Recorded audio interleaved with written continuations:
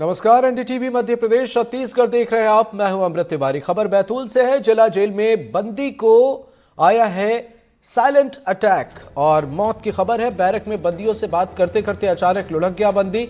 Jail प्रबंधन ने तत्काल जिला अस्पताल भेजा। डॉक्टरों ने बंदी की मौत की पुष्टि की। कुटुंब कोर्ट के आदेश पर 9 मार्च को हुआ था जेल दाखिल। खेड़ी सावलीगढ़ गांव का रहने वाला बताया जा रहा बंदी। तो यह खास खबर आपको बता रहे हैं बैतूल से, जहां जिला जेल में बंदी को साइलेंट अटैक आया और उसकी मौत हो गई। अस्पताल भेजा गया तत्काल, पर वहां डॉक्टरों ने मौत की पुष्टि कर दी है। यहां पर 9 मार्च को ही जेल में ये दाखिल हुआ था बंदी और ये रहने वाला है सावलीगढ़ गांव का। खेड़ी सावलीगढ़ गांव का रहने वाला था जिसकी मौत हो गई है। बैरक में बंदियों से बात करते करते अचानक साइलेंट अटैक आया और मौत हो गई। जेल प्रबंधन ने तत्काल अस्पताल भी पहुंचाया, लेकिन यहां पर डॉक्टरों ने मौत की पुष्टि कर दी।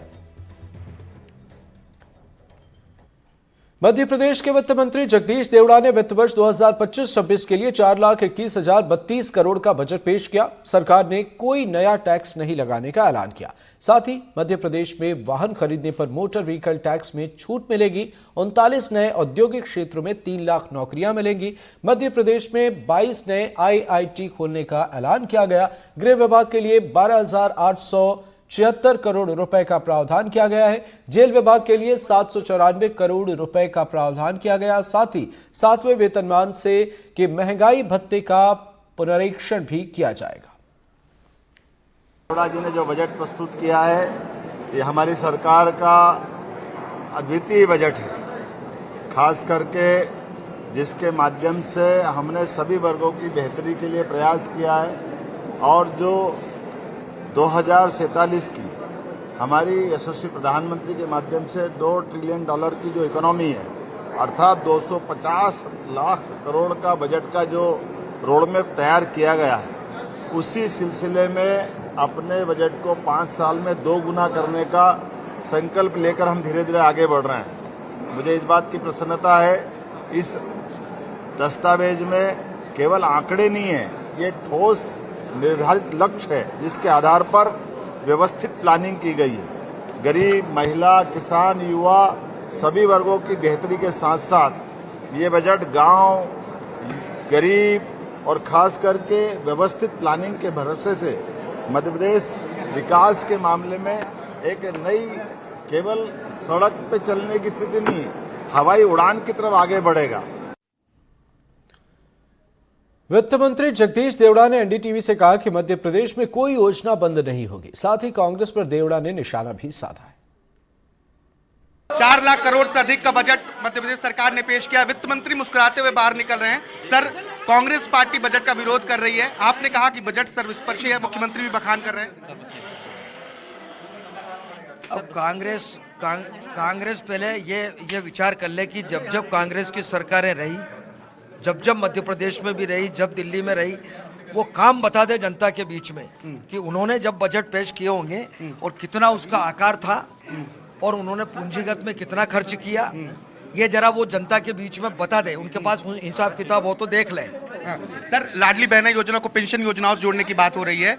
कोई योजना बंद तो नहीं होगी मध्य प्रदेश में? बार बार हम कह चुके हैं इस बात को कि कोई योजना बंद नहीं होगी और न कोई कटौती होगी। पर्याप्त राशि उनको मिलेगी। कोई योजना मध्य प्रदेश में बंद नहीं होगी, वित्त मंत्री जगदीश देवड़ा ने यह कहा है, और ना ही किसी योजना में राशि की कटौती की जाएगी। भोपाल से कैमरा पर्सन राजू बाथम के साथ आकाश द्विवेदी, एनडीटीवी। मध्य प्रदेश के बजट को लेकर प्रदेश के मंत्रियों ने क्या कुछ कहा है, आपको सुनाते हैं। मैं तो परिपूर्णता से भरा हुआ ये बजट है।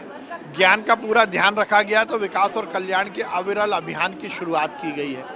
नरेंद्र मोदी जी ने कहा है 2047 में ये देश विकसित भारत बने, और इस फेडरल सिस्टम में यदि हमें देश को आगे बढ़ाना है तो हर राज्य को उसमें योगदान देना होगा। तो उस योगदान देने के संकल्प के साथ ये बजट आया है। यदि हमें इस देश को हिट करना है तो देशवासियों को फिट होना पड़ेगा, और फिट होना है तो स्टेडियम चाहिए। तो देश के इतिहास में शायद पहली बार किसी राज्य में हर विधानसभा में एक स्टेडियम बनाने का संकल्प लिया गया है। विश्व से ये सब कुछ अच्छी बात है कि हर जिले में स्टेडियम बनेगा, लेकिन एक बहुत लंबे अरसे से भोपाल में एक इंटरनेशनल क्रिकेट स्टेडियम की बात कही गई है। पिछले कुछ अरसे में आप भोपाल को करीब से देखते हैं। हमने पहले ही प्रयास शुरू किया और लगभग हम उसमें सफलता पर है। भेल का जो हमारा स्पोर्ट्स कॉम्प्लेक्स है उसको हम संचालन के लिए ले रहे हैं, वहाँ हम स्टेडियम बनाएंगे। छोटे छोटे खेलों पर भी बड़ा फोकस किया गया है, जो आप खेला करते थे, गिल्ली डंडा, कंचा, पारंपरिक खेल पर हम विशेष। मध्य प्रदेश के इतिहास में मुझे लगता है कि हर विभाग और हर वर्ग को छूने वाला एक महत्वपूर्ण बजट है। इसमें अगर खेल स्टेडियम की चिंता की है तो शिक्षण जगत की चिंता भी की है। इसमें बीमार को एयरलिफ्ट करने की चिंता की है तो हर विधानसभा में हेलीपैड बनाने की चिंता की है। इसमें गौशाला के उत्थान की बात करी है तो नर्मदा पथगमन और हमारा जो कृष्ण जी के पग जहाँ जहाँ पड़े उनके उत्थान की बात करी है। तो एक चहुमुखी विकास और जो डबल इंजन की हमारी सरकार है, उस बड़े इंजन में हमारा इंजन साथ साथ चलता रहे, इस बात को फोकस करके इस बजट को। परिवहन एक बड़ा मुद्दा रहा है, स्थानीय स्तर पर परिवहन पर भी सरकार ने फोकस किया इस बार के बजट में। स्वाभाविक रूप से मैं समझता हूं कि हम इलेक्ट्रिकल व्हीकल्स को प्रमोट करने के लिए परिवहन व्यवस्था बेहतर हो, ट्रांसपेरेंट हो, फेसलेस हो, इस पर हम आगे बढ़े हैं। और ये एक मैं कहना चाहता हूं कि देश राष्ट्र हित में प्रदेश की बेहतरी के लिए एक आदर्श बजट प्रस्तुत किया। विपक्ष कह रहा है कि ये तो पुराना ही बजट कर दिया। बजट की नहीं, मुझे लगता है उनके पास क्या है, विपक्ष को सबसे पहले तो अध्ययनशील होना चाहिए। आप तत्काल दिमाग में जो विषय आया उसको अकेला वक्तव्य के रूप में सामने रखने से काम नहीं चलेगा। आप पहले अध्ययन करो, सरकार की नीतियों की स्टडी करो, विभाग जो काम कर रहे हैं उनका अध्ययन करो, उसके बाद रिएक्शन दो, तो मुझे लगता है कि ज़्यादा प्रमाणिक रूप से अपनी बात रख पाएंगे। आप जानते हैं ऐतिहासिक बजट मध्य प्रदेश के विकास का, प्रगति का, उन्नति का डॉक्टर मोहन यादव जी के नेतृत्व में वित्त मंत्री ने जो बजट दिखा है, जिस प्रकार से हमारे राज्य के गौरव, देश के प्रधानमंत्री का विकसित भारत, और ये बजट उनके सपनों का, मध्य प्रदेश का विकसित मध्य प्रदेश होने वाला, चाहे शिक्षा के क्षेत्र में, स्वास्थ्य के क्षेत्र में, सिंचाई के क्षेत्र में, नारी शक्ति, युवा शक्ति, हमारे गरीब, और हम जानते हैं मेरा अन्नदाता, व्यापक रूप से सभी व्यक्तियों का ध्यान। ये सब कुछ आप जो बता रहे हैं वो तो ठीक है, सिंचाई एक बड़ा मुद्दा रहा है मध्य प्रदेश में, और इस बजट वर्षों में हम 100 लाख हेक्टेयर में सिंचाई करेंगे, क्योंकि कृषि पर आधारित हमारा मध्य प्रदेश है। ये ऐतिहासिक उपलब्धि है सिंचाई विभाग में। अच्छा बजट है, सभी वर्गों का ध्यान रखा गया है, अधोसंरचना विकास के बारे में भी चिंता की गई है। कुल मिला के अच्छा बजट। आपसे एक शब्द में पूछूं, इस बजट की यूएसपी क्या है? क्यों जनता के हितों का बजट इसे माना जाए, तो क्या है? सारी ही चीज़ें हैं, शिक्षा के बारे में, स्वास्थ्य के बारे में,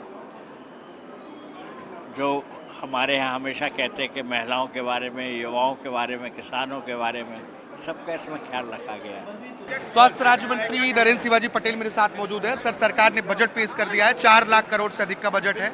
4,21,000 करोड़ रुपए का बजट है, जन कल्याणकारी बजट है। नई योजनाएं सम्मिलित की गई हैं, पुरानी योजनाएं भी लगातार चालू रखी गई हैं, और कोई भी नया कर नहीं लगाया गया है। निश्चित रूप से डॉक्टर मोहन यादव जी के नेतृत्व में मध्य प्रदेश में नरेंद्र मोदी जी के जो ज्ञान है उसके आधार पर ये जो बजट है निश्चित रूप से जन कल्याणकारी सिद्ध होगा। देखिए, टूरिस्ट डेस्टिनेशन के लिए भी हवाई सेवाएं बढ़ाने के लिए भी इस बजट में प्रावधान किया गया है, और पहले भी हवाई सेवाएं शुरू की गई थी।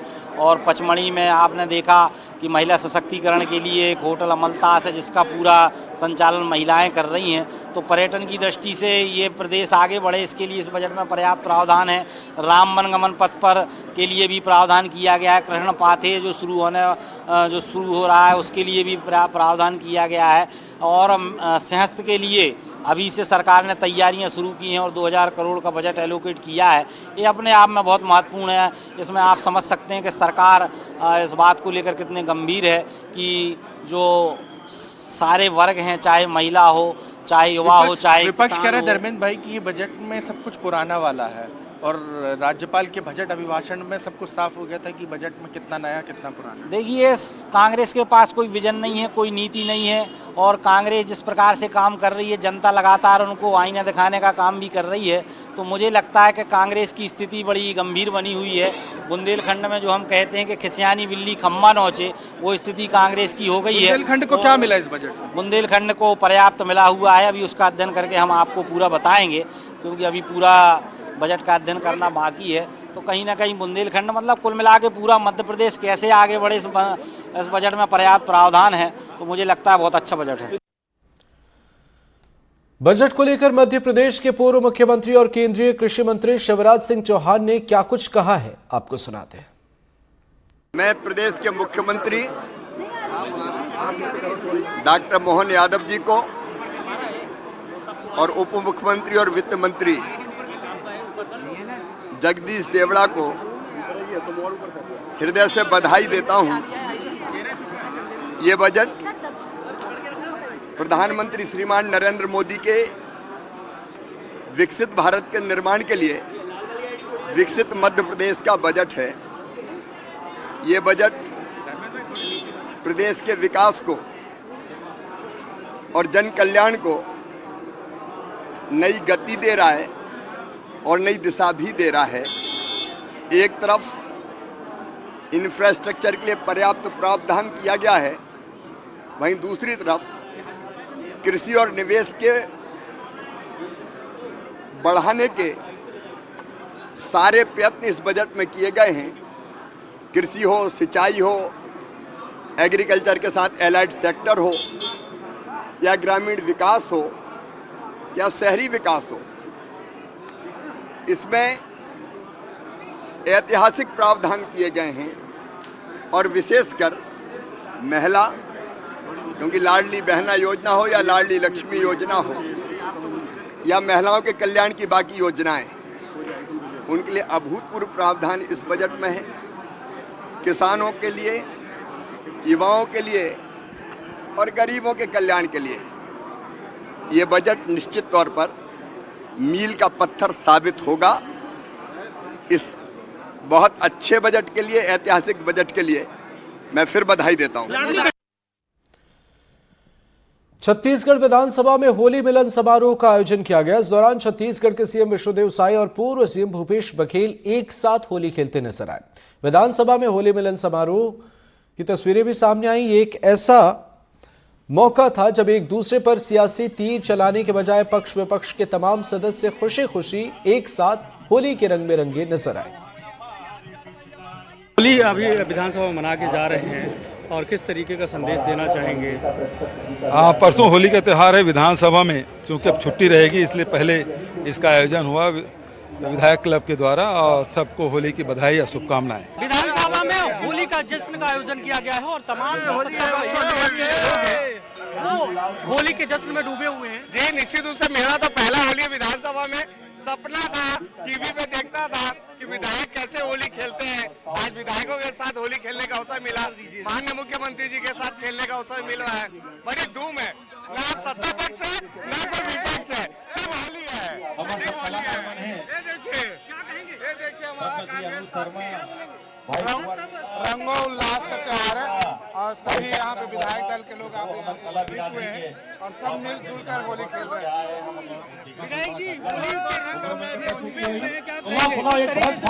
रंगों का त्योहार है होली, आप सबको बहुत बहुत बधाई। आनंद रहे, जीवन में खुशहाली रहे, सबका जीवन रंग में रहे, यही कहना चाहता हूँ। सबका जीवन रंग में रहे। चंद्राकर जी यहाँ पर होली के जश्न में डूबे हुए हैं, आप जश्न में डांस कर रहे थे अभी। अरे आज होली है बस। कुछ प्रदेश की जनता को सिखाएंगे, सुनाएंगे। ये अजय चंद्राकर पूर्व मंत्री और भारतीय जनता पार्टी के विधायक हैं। ये तस्वीरें बता रही हैं कि किस तरीके से लोग विधानसभा में होली के जश्न में सराबोर हुए हैं। हम कुछ और लोगों से बात करने की कोशिश करते हैं और प्रदेशवासियों को क्या वो शुभकामनाएं देकर बात करते हैं। होली है, होली में सारे विधायक सम्मिलित हुए हैं, खुशी के साथ फाग चल रहा है, एक दूसरे को गुलाल लगा रहे हैं, पक्ष विपक्ष सब एक साथ है।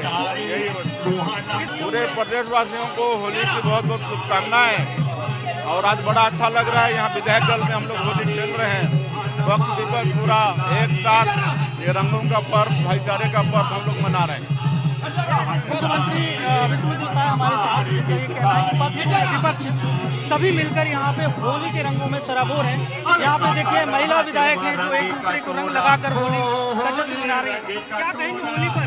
आप सभी लोग मिलकर यहाँ पे रंगों में सराबोर। मैं तो बस सबकी कहना चाहूँ, होली के दिन दिल खिल जाते हैं, रंगों में रंग मिल जाते हैं। आपका पूरा छत्तीसगढ़ के सब गाय दीदी काका बाप श्याम मल्ला आज होली के पावन पर्व विधानसभा मनाया जाए, बहुत बहुत बधाई और ढेर सारी शुभकामनाएं। मजा आ रहा है?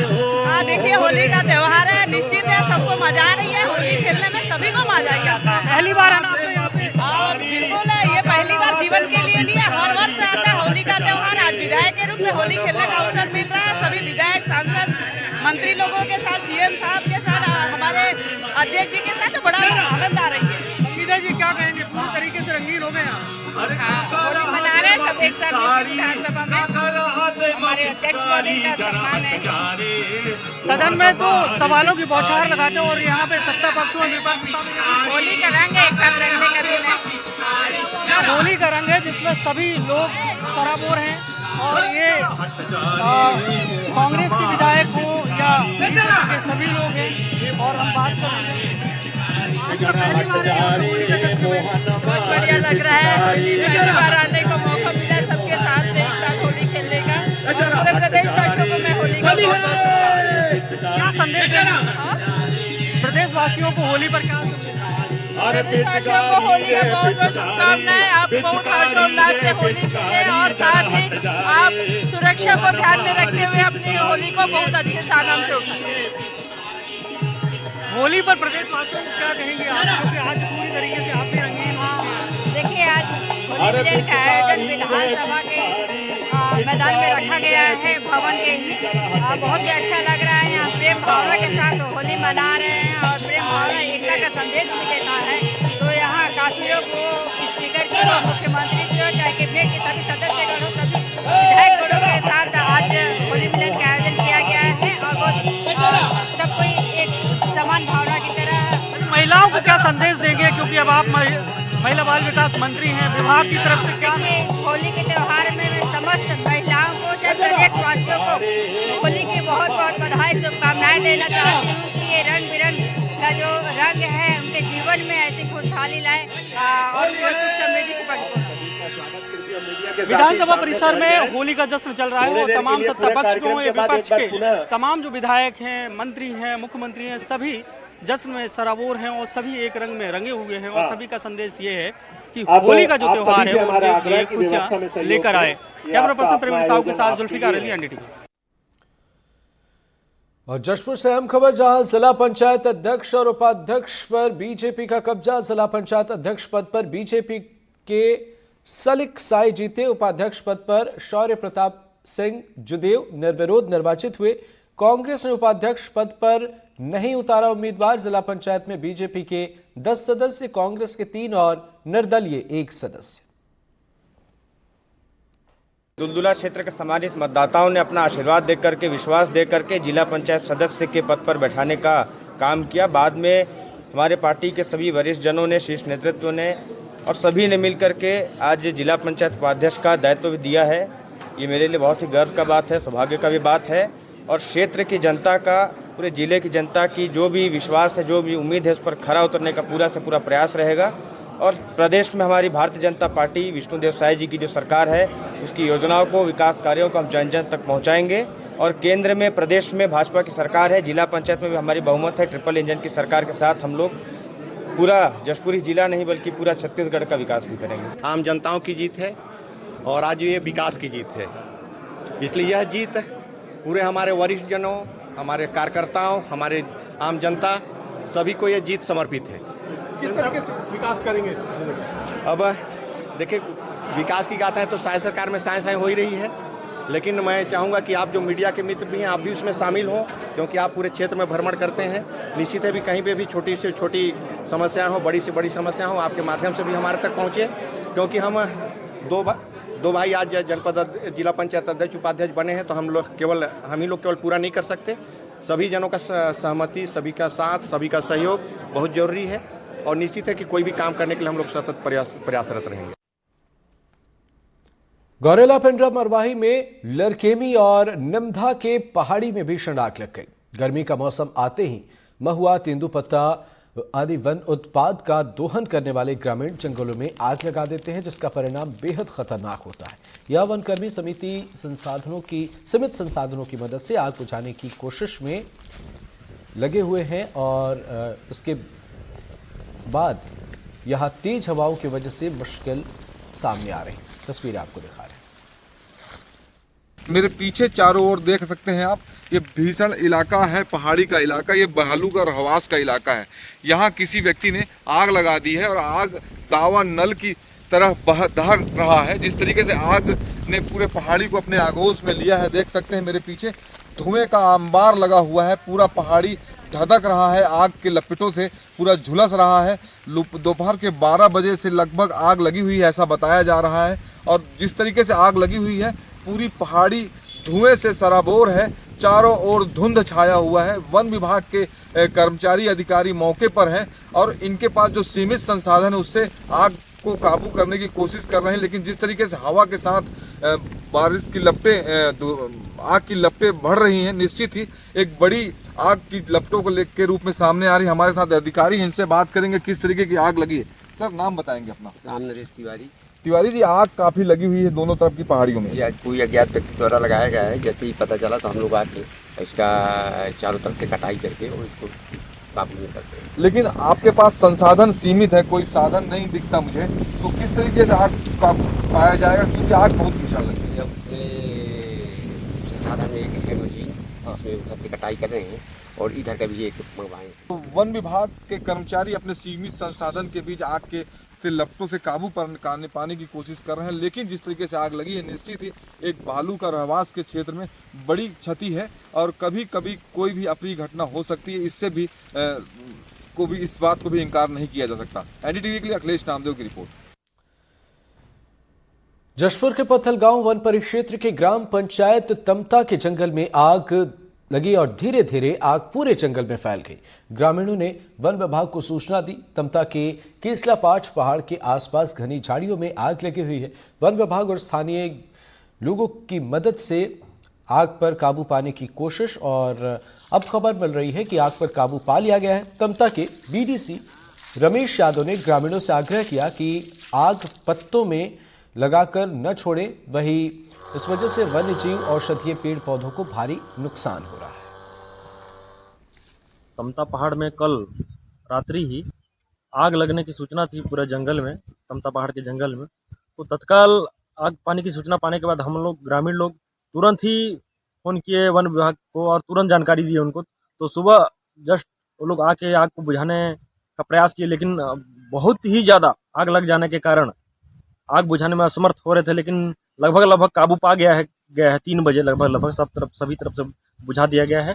और वन विभाग की टीम भी बहुत अच्छे काम की और साथ में ग्रामीण लोगों का भी कुछ सहयोग रहा, बहुत अच्छा सहयोग रहा।